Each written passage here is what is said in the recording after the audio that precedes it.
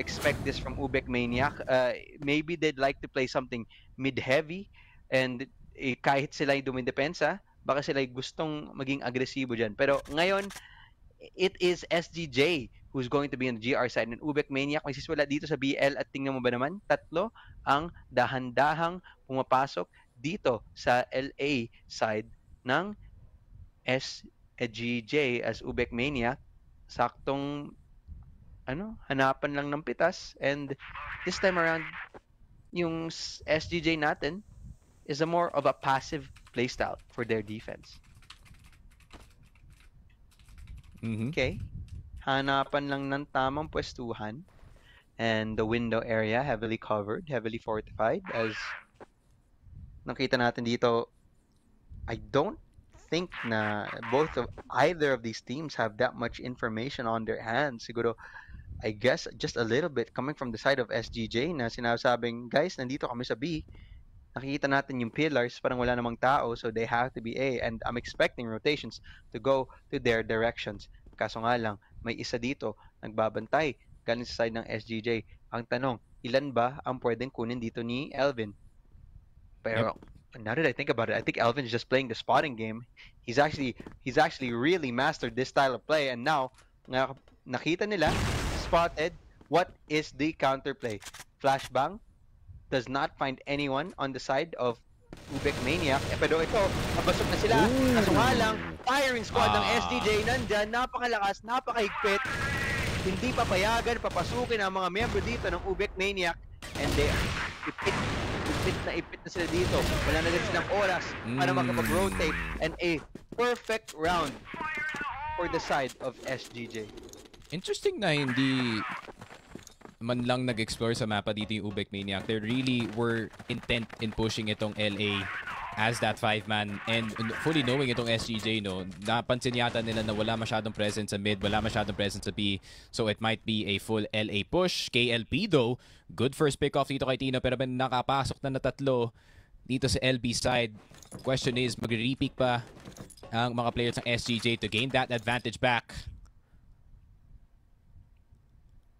Pero SGJ magtatago lang muna dito, no? That's a really good first pick galing kay KLP. Making it a 4v5 dito sa compound makes it a lot harder para sa mga teams natin. And pero NO, Elvin, nasa gilid. Mapapansin niya ba? Mache-check niya ba na merong nasa gilid dito na si A? Nakita niya yung baril. Nakita niya yung baril, and Elvin's gonna go down. The lurk is down para sa side ng SGJ. And KLP, makakahanap ka pa ba na isa dito? Yobib, down. A-site, wide open, pero meron pang isang player na nasa baba ng tower that can spot out itong si KLP, going for the full push, pero madaming kasama ang UBEC dito. Madaming kasama si KLP sa mid, and Keller spotted out in the open. KSA na lang natitira, and UBECManiac can gain their own point early dito sa game natin. KSA na lang natitira in this Z side, and tignan mo naman ni UBEC. They're gonna play it really, really safe. Play together. Not let this man clutch at all. 1 HP kay KSA. They're gonna go for a full peek and a headshot galing sa Colty KLP, and KLP once again leading the way with his sniper para sa side ng UBECManiacGT. Salit-salitan lang sila ng mga perfectong round. Tig-iisa sila ng punto dito. Maganda ang kamalayan ng UBECManiac at alam nila kung saan ang kanilang kalaban, yung posisyon ng kanilang kalaban, yung possibility, no?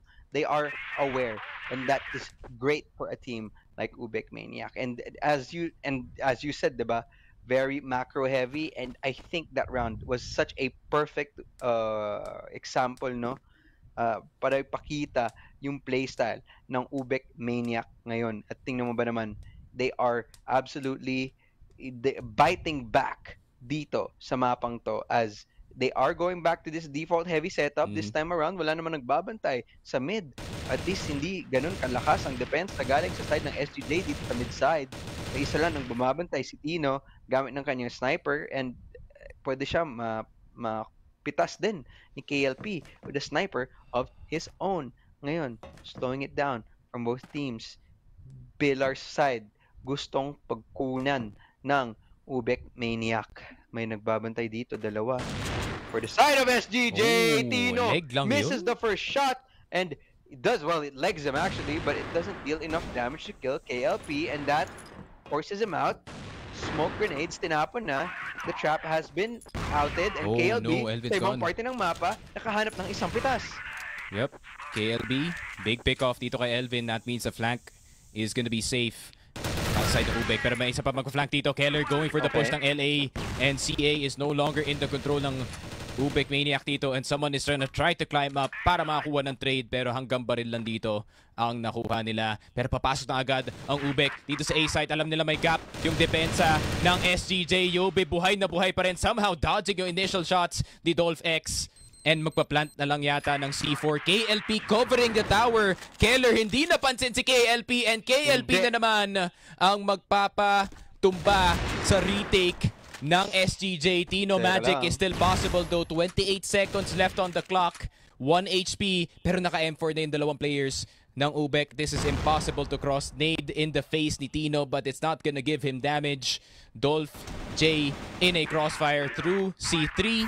And an easy wallbang para dito kay Jay. Lead goes in the way ng UBECManiac. This is a great start para sa kanilang blacklist side. Totoo. Alam din natin, just like Mexico, yung mapang to may pagka GR sided. So, kung madami na nakuha mo ditong BL side, it's actually really, really good.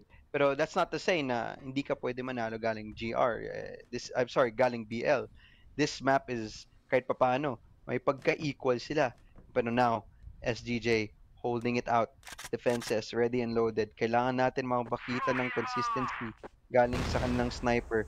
BPLR contested by UBECManiac. At ito yung sinasabi, ang ganda ng pagka-control ng mapa na ginagawa netong UBECManiac. Getting the right information at kung gusto talaga nila mag-clear ng mga angulo, sabay-sabay talaga sila. And this is the teamwork that you were talking about, Sneaky, of the side of UBECManiac. And this time around, 1-3-1 setup naman ngayon. Iniba naman nila yung timpla ng kanilang default. Tapos ngayon, hintayan lang. Baka makapaghanap pa din to ng pitas itong si KLP dito sa mid-side. And it just comes down to can he is the timing on his side. Pillars. Gustong hanapan na pinto dito ni KLP kasi si KSA binagsak yung pintuan na yan. Sinipa niya at sinabi niya, nandito ako pare, labanan mo ako.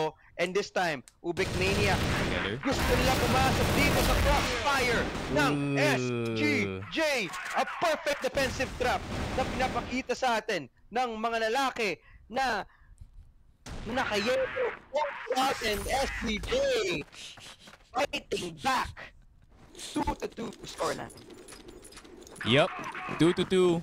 SGJ REBORN. Perfect execution dito sa kanilang game plan. I think sa dyan lang talaga ibibigay. Dito yung curve control para matrap dito ang UBECManiac in that 4-1 push na gusto nila lang sanang gawin. KLB getting caught dito sa B site. He was supposed to be on late lurk for the B push dito ng UBECManiac para meron silang 2 points of attack dito sa mapa natin. And still, a really good defense. UBECManiac stepping into the bear trap a bit too quickly. Pero ang gandang play na ginawa doon ni Yobib to actually check, or rather si Keller actually, to check itong LB natin just in case na may player. And as soon as nakita nila na isang tao lang na naandito sa LB, they had a slight clue kung saan ba talaga papunta ang Ubek dito. Pero Tino, first kill dito kay KLP and that's a really good pick off para sa SGJ kasi si KLP yung pinakamalaking problema ng SGJ ngayon.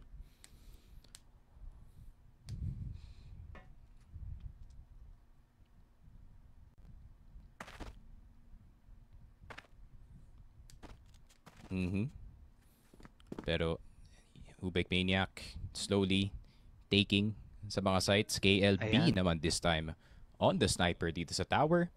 And a slow push galing kay Keller. He's done this round after round dito sa storage para lang ma-confirm na kaya nilang kunin dito yung CA. CA would be a really huge control kung makuha nga to ng SGJ. Pero tamang poke lang. They don't really have to commit to anything considering sila ang may lead in terms of yung numbers dito. Pero 50 seconds na lang. Ubek running out of time to make an execute happen. KSA at Yobib nakabantay pa rin dito sa store B. Pero sino yung mauuna dito? Who is gonna die first? KSA swung. KSA with the headshot pero no. With a very quick trade. Tried to catch itong si Yobib sa loob ng store. Pero nakaalis na siya. Pabalik dito ng B-site. Batteries is better to defend pag ganito na yung sitwasyon. And 28 seconds. The time is ticking para sa UBEC na makapasok dito ng B-site. KLB, mauuna nga ba? No. Jay, they have to get in. They have to get in quickly. Meron pa isang player dito sa batteries pero si Elvin makakakuha ng first kill kay No. Yobib getting the second. And KLB na lang with the sniper picked up from KLP. KLB with only one kill dito sa B-site on the Colt. And SGJ REBORN with a point on the board. Yan ang sinasabi ko. Nagsasalit-salitan na tong dalawang teams na to as UBECManiac needing an aggressive play this time around dito sa mid-side. Hindi, well, handa ata tong SGJ na to. Galing sa kabilang parte ng mapa. Keller, baka mapitas. Hindi, joke lang. Nasa loob na pala siya. Pero tuloy-tuloy lang. W Gaming na pinapakita sa atin ng UBECManiac. Elvin, nasa labas ng LA. Alam ba nila? Aware ba sila? Nandyan siya sa posibilidad. Oo, I think so. KLB, isa nahanap. Elvin, nakahanap pa din. Galing sa LA side. Nakahanap pa din ng lason ng B-Boy. Galing sa likod. Nahanap na din. Third, galing kay No. The MVP was able to find one for his own. Now, 2-on-2 situation. 23 seconds na naiwan dito. KSA taking huge damage. Elvin and KSA though, still doable. Doff, nakauluhan. Kaso, hindi na tinuloy. No, habang tumatalon, nahanap niya. Huling pitas kay KSA. Para maging pantay na ating scoreline dito. 3-2-3. Yeah, UBECManiac. Very nice hold, very nice aggressive play. Pumasok na agad ng EA, recognizing na pag nakuha nila yung A pick from the middle side, alam nila si Elvin na andito sa LA or at least merong player na nasa LA, and as soon as na nakapasok doon yung UBECManiac, despite Elvin getting the kill, they know that he's trapped dito sa LA and he has to get back dito sa loob ng site. And a really good hold galing kay Dolph, in all honesty. Na-damage na si KSA, na-damage na rin ang player na nanggagaling dito sa LA. And UBECManiac, man, they just know how to play these retake defenses really well. Pero titignan naman natin, B-site is the possible target ng ating UBECManiac squad. 2 players galing sa SGJ, nakahawak lang dito. Tino on the sniper, KSA on the window, but maybe getting a bit too overzealous, pare. Mapapansin ba nila si Tino na nasa loob na ng site? Tino good escape, pero UBEC na naman makakuha ng first pick dito. Pwede sila mag-iwan ng isang player to circle right back sa curve, pero KLP getting si Keller while he is rotating. 3v5. UBEC, another good start para sa kanilang BL round.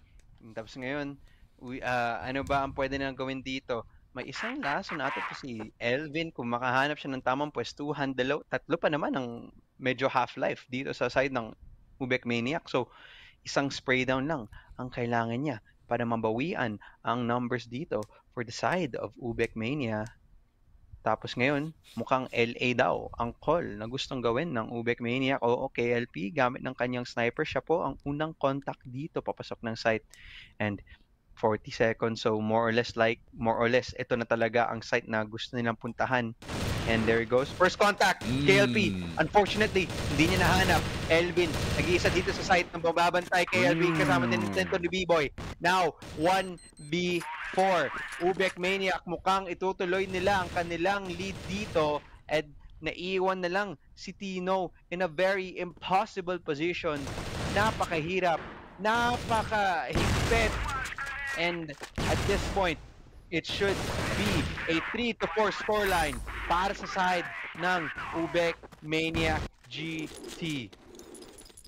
Yun nga, UBEC back in control dito sa compound. Impressive BL side so far. They're dragging out itong SGJ sa kanilang mga usual na positions dito. As soon as makakuha sila ng B-hit, KLP na andito sa tower. Overall map presence is great para sa side ng UBEC, but they're going for another fast take dito sa LB. Pero Yobib tinigil na agad sa simula pa lang. 3 kills para kay Yobib. A really good hold from the side of SGJ. Keller nakakuha na rin ng isa. And Dolph na lang natitira. M4 versus 4. Keller, low HP. Yobib on half. Winnable siguro kung kaya makuha dito ni Dolph si Keller and si Yobib. But, crossfire na sila dito. It's a tough job. Yun lang. Dolph having to force it. 4-4 SGJ. Neck and neck dito sa UBEC.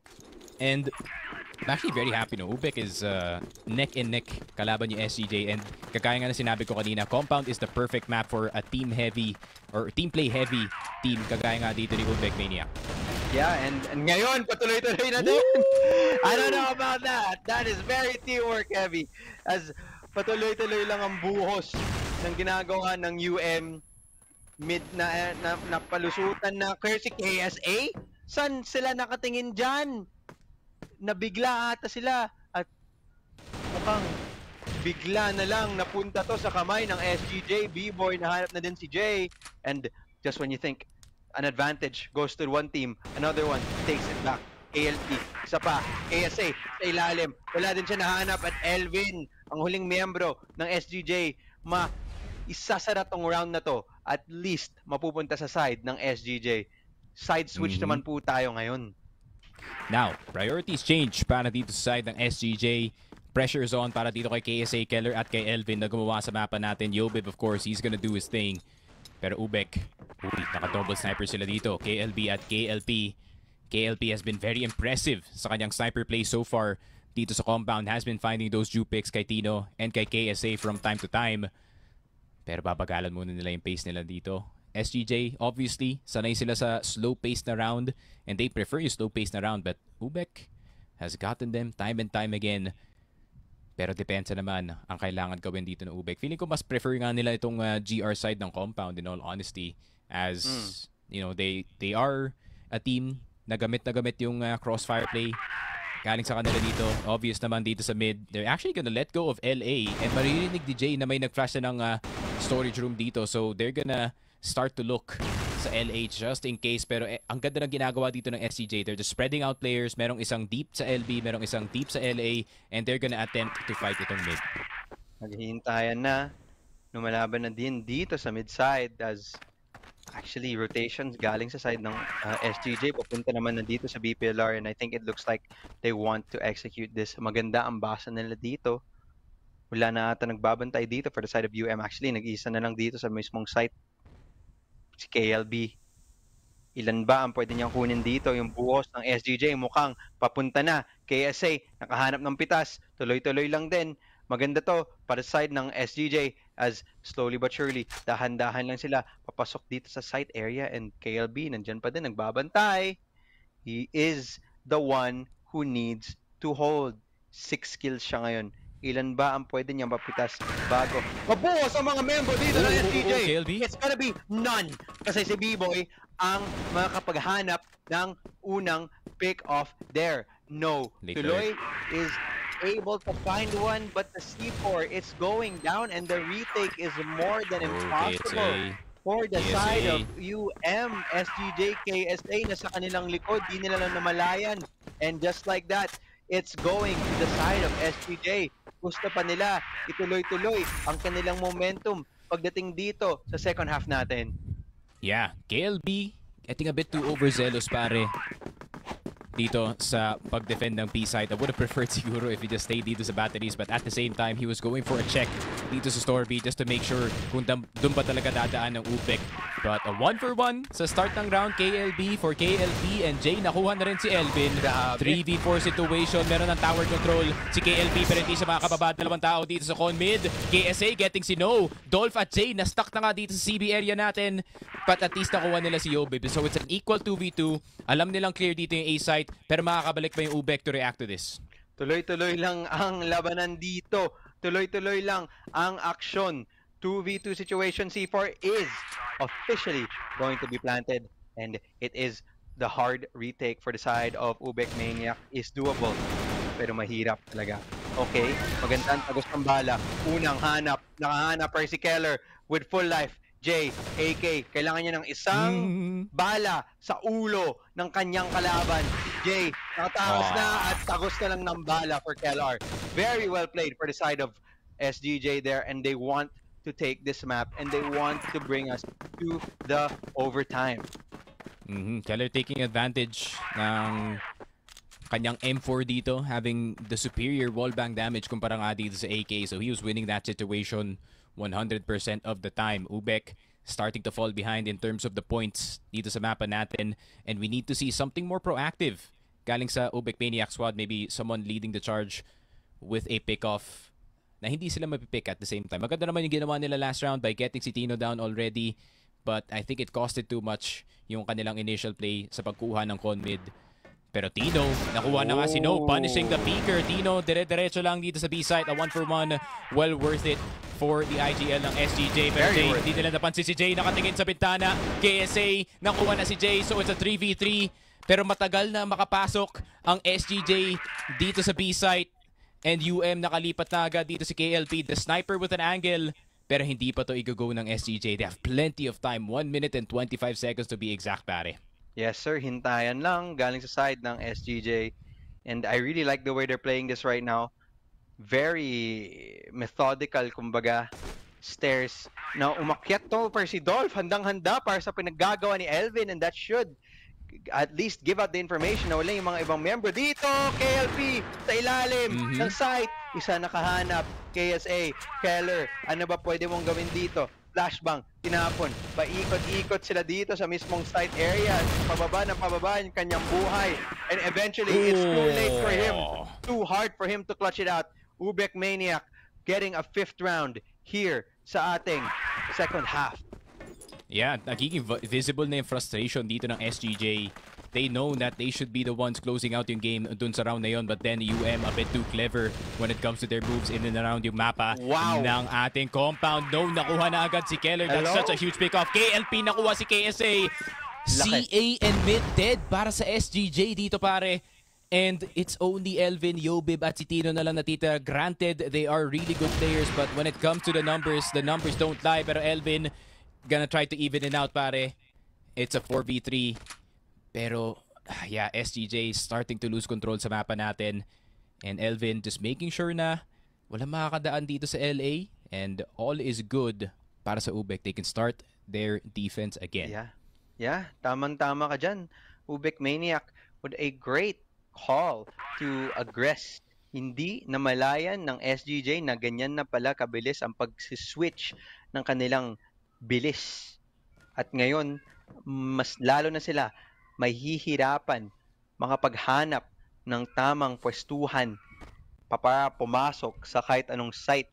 And that alone is so good already from the side of UBECManiac. C4 though, mukhang naghahanapan pa din sila. Yung kung bagay tinatawag natin play for picks, play style for right now for SGJ. Contact lang. At least find a way to somehow equalize the numbers. And mukhang SGJ, tuloy-tuloy lang. A or B.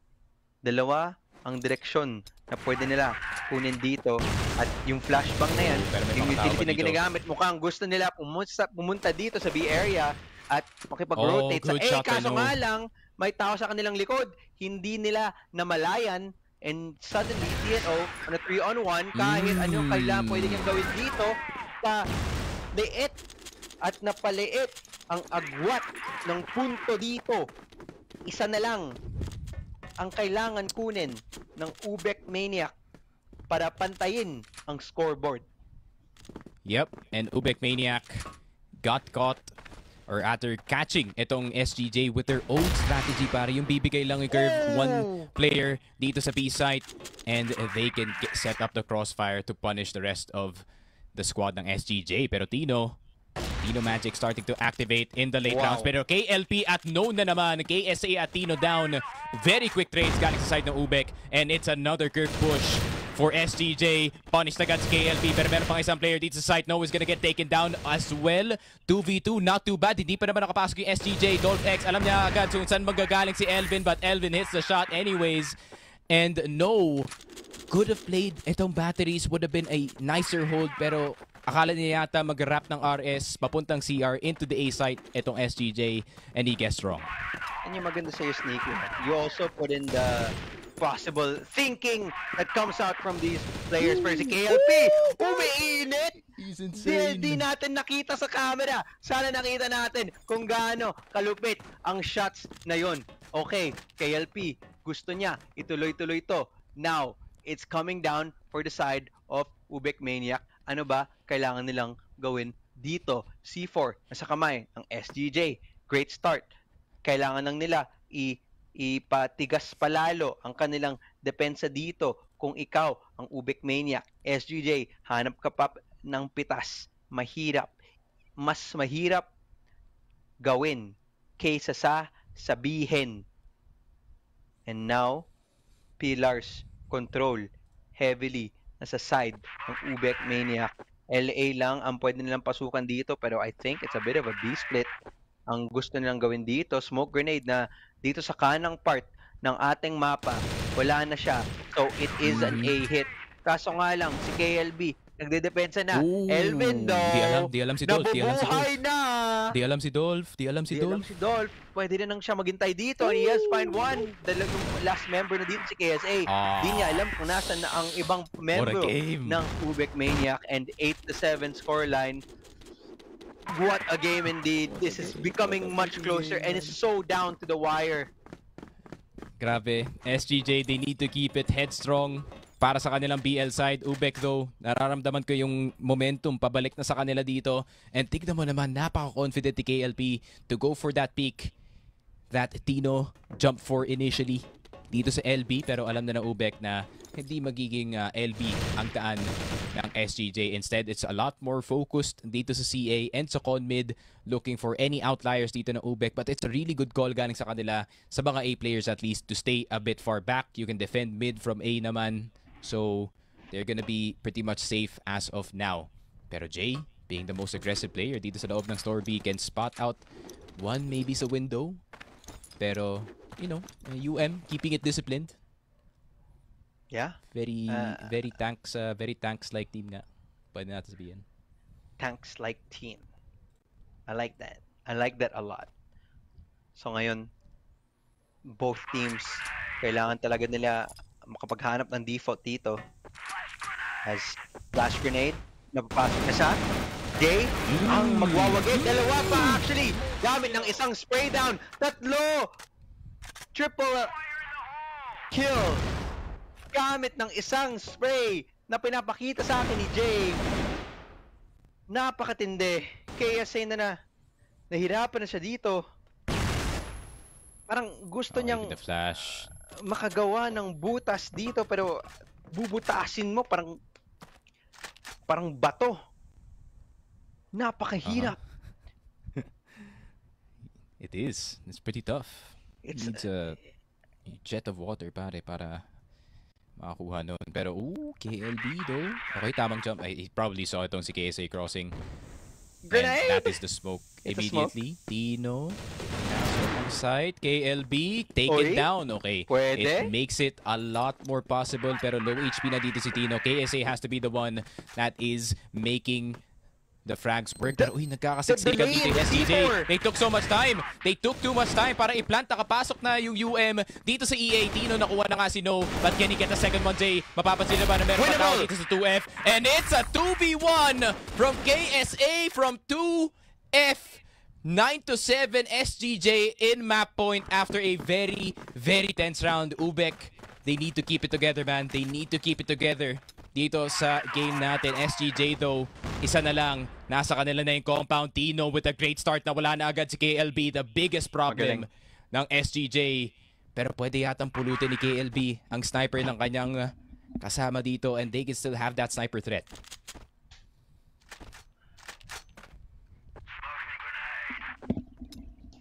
Tama. Tamang-tama. Hintayan lang. KLB, contact. And now, mid-side control. Gustong kunin ng SGJ. And it looks inevitable. Oh, no. Map 3 looks inevitable.